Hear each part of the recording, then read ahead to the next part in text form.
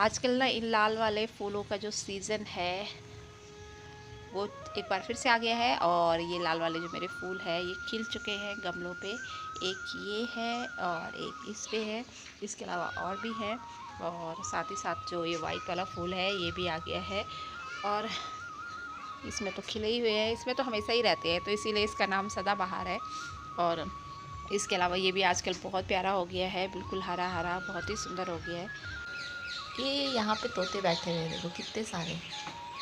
ये इनकी चहचहाट, जैसे मैंने बोलना शुरू किया इनकी चहचहाट बंद होगी। अभी तक इतनी तेज़ ये सब चहचहा रही थी, बहुत ज़्यादा तेज़। और बहुत दूर तक बैठे हुए हैं तार में, बहुत सारे तोते बैठे हुए हैं यहाँ पे। और हमारे सामने जो घर बन रहा है इसमें भी आजकल प्लस्तर हो रहा है। और ये उड़ गए सारे तोते, कितने क्यूट से लग रहे हैं। Hello, good morning. कैसे आप सब लोग? आई होप आप सब लोग अपने घरों में स्वस्थ होंगे, मस्त होंगे, मज़े से होंगे। और मैं यशु उत्तराखंड से अपने चैनल यशु कुट्ठैत ब्लॉग्स में आप सबका एक बार फिर से स्वागत करती हूँ। और आज जो मेरा सुबह सुबह का काम है वो है अपने प्यारे से गमलों की गुड़ाई। तो मैंने आज अपने सारे गमलों की गुड़ाई की है यहाँ पे। और गुड़ाई करने के बाद तो मेरे गमले और भी प्यारे सुंदर हो गए हैं। जो मैंने ये राई बुती थी ना, देखो कितनी बड़ी बड़ी होगी है ये वाली। लेकिन यहाँ पे ना पूरा कीड़ा लग चुका था इस वाली राई पे, तो मैंने यहाँ से कुछ निकाल के यहाँ पे लगा दी। तो अभी ये हो रही है और बड़ी अच्छी तरह से राई हो रही है, बहुत ही ज़्यादा क्यूट हो रही है। मे बी नेक्स्ट वीक में हम राई की सब्ज़ी बनाने वाले हैं, घर की राई की, है ना।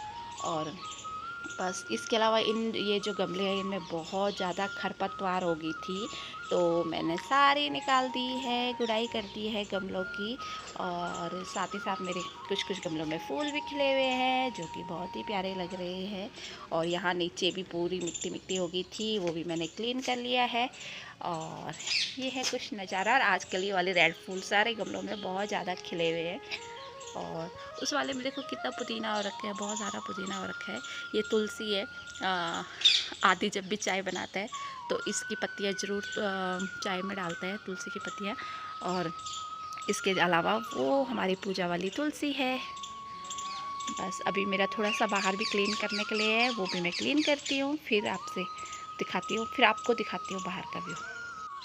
ये वाला जो फूल है ना कितना प्यारा हो रखा है ना, पर्पल कलर में है ये। और ये मैं लाई थी गांव से, अपने गांव से, यानी कि मेरे मायके से। मेरे पापा ने अपने घर में लगा रखा था तो वहाँ से लेके आई थी। और इसके अलावा ना इसके पत्ते पता नहीं क्या हो गए, देखो सारे पत्तों में कीड़े लगे हुए हैं, कोई भी पत्ता ऐसा नहीं है जिसमें कीड़े ना लगे हो। और साथ ही साथ इसमें जो फूल खिलने के लिए ये छोटी छोटी कलियाँ भी आई हुई है, इसमें भी। और ये जो पौधा है बहुत ही क्यूट लग रहा है, मैंने अपने गेट के बाहर लगा रखा है, बहुत ही सुंदर लग रहा है ये। अपने घर के बाहर भी मैंने ये पूरा क्लीन कर दिया है। और मेरे जो लीची और आम के पेड़ है वो बहुत ही प्यारे लग रहे हैं सुबह सुबह के टाइम पे। और यहाँ पे जितने भी लीव्स वगैरह, पत्तियाँ वगैरह गिरी हुई थी ना इन पेड़ों की सड़क पे, मैंने सारी यहाँ पे इकट्ठी कर दी है, ताकि कुछ दिन बाद फिर दोबारा से जब झाड़ू मारो बहुत सारे हो जाएंगे, फिर उन्हें एक साथ कंपोस्ट कर दूँगी। क्योंकि पहले यहाँ पे काफ़ी सारे प्लॉट थे तो दिक्कत नहीं होती थी, बट अभी प्लॉट नहीं है तो फिर ऐसे भी कहीं भी इसको फेंकना सही नहीं होगा, तो इसलिए एक जगह पर इकट्ठा कर रखा है। और हमारी जो गली है वो जिस तरह से लग रही है, बहुत ही साफ़ सुथरी लग रही है, देखो कितनी प्यारी लग रही है पूरी की पूरी गली। और अभी धूप भी आ चुकी है काफ़ी हद तक। और हमारे यहाँ पे धूप तो बहुत देर में आती है, मतलब 11-12 बजे आती है प्रॉपर घर में धूप। और बस यहाँ पे पूरा मैंने ये क्लीन कर चुकी हूँ। और यहाँ पे ना ये मैंने गमले रखने के लिए बना रखे थे, लेकिन जो ये यहाँ के गमले हैं वो टूट गए हैं। और इस तरफ का जो गमला था वो गाड़ी से लगा उस पर और वो नीचे गिर गया था, तो इसलिए टूट गया। अभी फिर यहाँ के गमले लाऊँगी बाद में। और बहुत मतलब हो चुका है मेरा यहाँ का ऑलमोस्ट सारा काम। ये वाला रूम हमारा हो चुका है क्लीन, इनके मैंने बिस्तर भी सुखा दिए हैं, साथ साथ में पर्दे भी मैंने कुछ टाइम पहले वॉश किए थे इस वाले रूम के। और बस इस काम, ये वाला रूम को तो बिल्कुल हो चुका है मेरा डन। आज अब बारी है मेरे दूसरे रूम की। और अब मैंने इस वाले जो बेडरूम में बेडशीट बिछाई है वो ये वाली है, और एक ही वो है।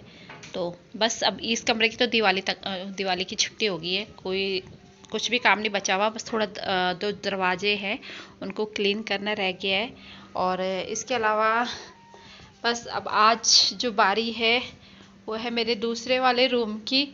और इसके जो मैट्रेस है वो ऊपर धूप में डाल दिए हैं और बस इनके अंदर भी जो भी सामान है वो सारा अब ऊपर धूप में डालते हैं। क्या हुआ, स्लिप हो गई? स्लिप हो गई। और आज गुनगुन की छुट्टी है, संडे है, तो बस फिर फटाफट से मैं लगती हूँ अपने काम पे। और इसको साथ में क्लीन भी करना पड़ेगा, कपड़े से पूरा डस्टिंग करना पड़ेगा। और इनके भीतर भी जितने कपड़े हैं वो मैं सारे ऊपर डाल देती हूँ। डस्टिंग कर लिए।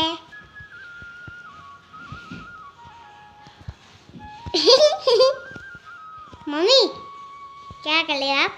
डस्टिंग कर रही थी क्या? आज का जो मेरा लुक बना हुआ है पूरा पहाड़ी लुक है। ये रखा हुआ है मैंने कपड़ा सिर में। और गांव में तो सुबह से शाम तक काम होता है, धूल मिट्टी डस्ट का काम होता है, तो सिर हमेशा ढक के रखना पड़ता है।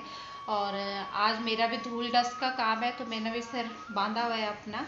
और ये क्लीन कर दिए हैं, डस्टिंग इनकी मैंने कर दी है, कपड़ा मार दिया है। इस वाली साइड तो मार दिया है, ये वाली साइड बची हुई है दूसरी साइड। अब इधर इसको भी क्लीन कर लेती हूँ।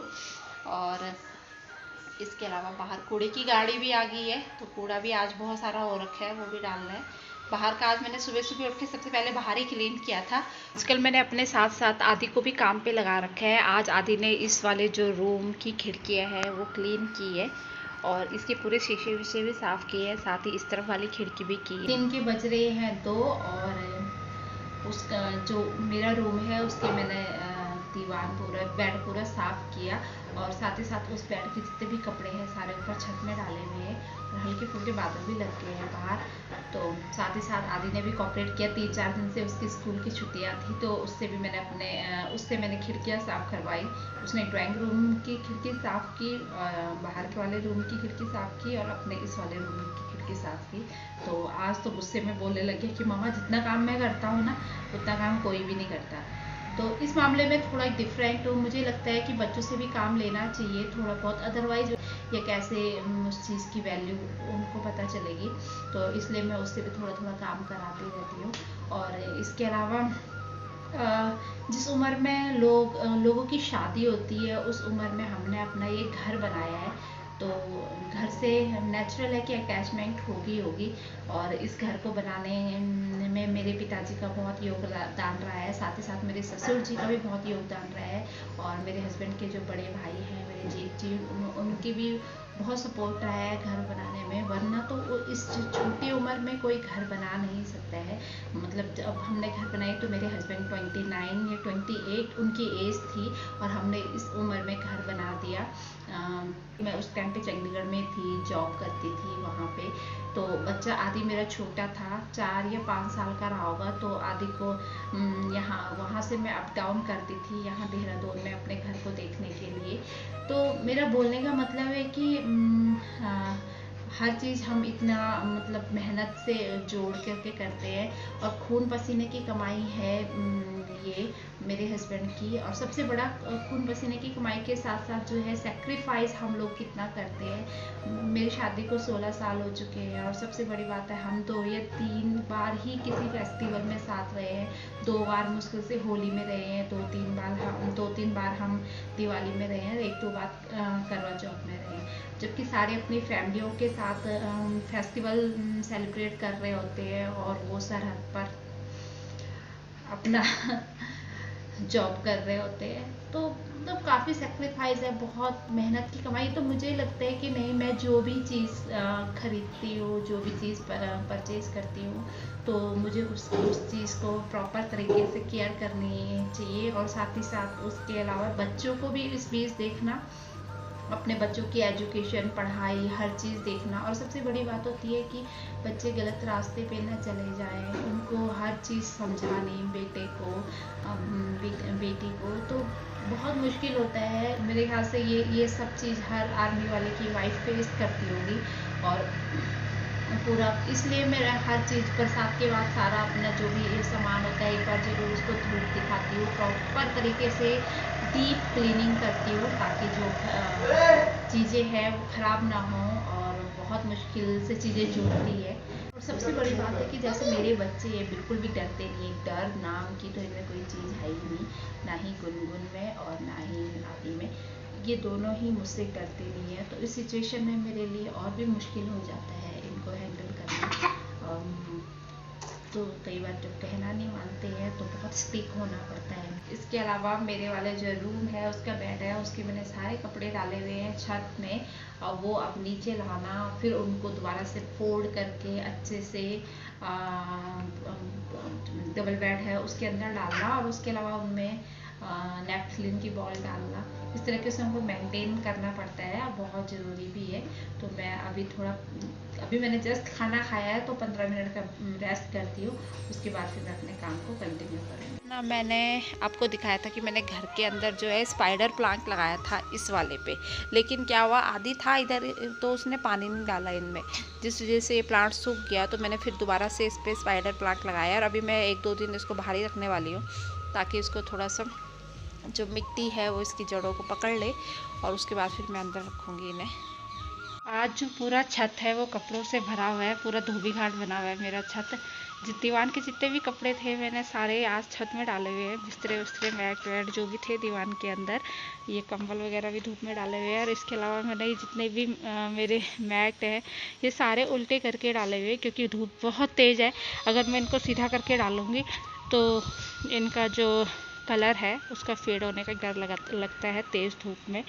और उसके अलावा ये वाला जो मैट है मेरा खूब बड़ा मैट है, ये भी मैंने उल्टा करके डाला हुआ है, जिसमें मैंने 2 कंबल डाले हुए हैं। और ये मैट मैंने अपने ड्राइंग रूम के लिए ले रखा है, जो कि मेरे पूरे ड्राइंग रूम में आ जाता है अच्छे से।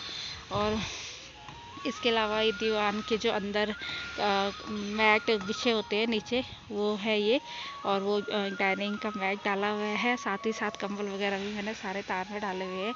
और जो कपड़े मैंने धोए थे कल परसों के, क्योंकि बारिश नहीं थी तो सारे अंदर ही डाले हुए थे कपड़े, तो वो भी मैंने आज धूप में डाल दिए।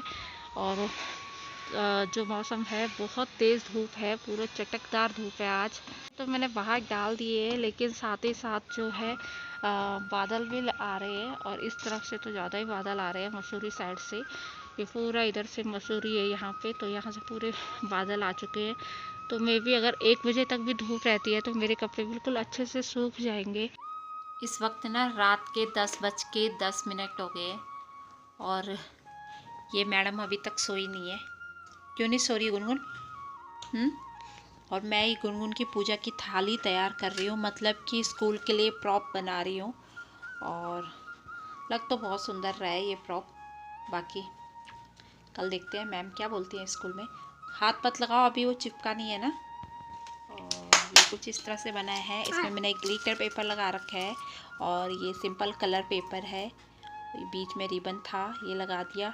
और इसकी ना चारों तरफ की लेस मुझे नहीं मिली थी, तो एक गुनगुन को कंचकी में एक चुन्नी मिली हुई थी, उस चुन्नी से मैंने ये लेस निकाली है और ये लगाई है। और साथ ही यहाँ पे भी ग्लिटर पेपर लगा रखा है, और ये टेप से मैंने बीच बीच में डेकोरेट किया हुआ है, साथ में शीशे लगा रखे हैं।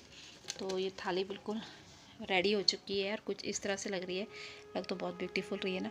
अभी ये चिपकी नहीं है अच्छे से, तो मे बी मैं इसको ज़्यादा टच करूँगी तो ये निकल जाएगा। तो बस गुनगुन का जो स्कूल का प्रॉप है वो मैंने तैयार कर लिया है, और बस फिर इसी के साथ करती हूँ आज के ब्लॉग का एंड। और आजकल करना बहुत थक लग जाती है, सुबह से पिछले 4-5 दिनों से बहुत ज़्यादा मतलब काम बढ़ा हुआ है। जब से गांव से आई हूँ तब से लगातार काम होता जा रहा है। और बस फिर आज का ब्लॉग करती हूँ एंड, और कल मिलते हैं एक बहुत ही प्यारे खूबसूरत ब्लॉग के साथ। आप अपना ख्याल रखें, स्वस्थ रहे, मस्त रहे, मुस्कुराते रहे। जय हिंद, जय उत्तराखंड, बाय बाय। और साथ ही साथ ये सारा मेरा सामान फैला हुआ है, इसमें क्राफ्ट का सामान रहता है सारा गुनगुन का एक टोकरी में, और ये सारा कुछ फैला हुआ है। अब फटाफट से पहले इसको समेट लेती हूँ और फिर सोते हैं।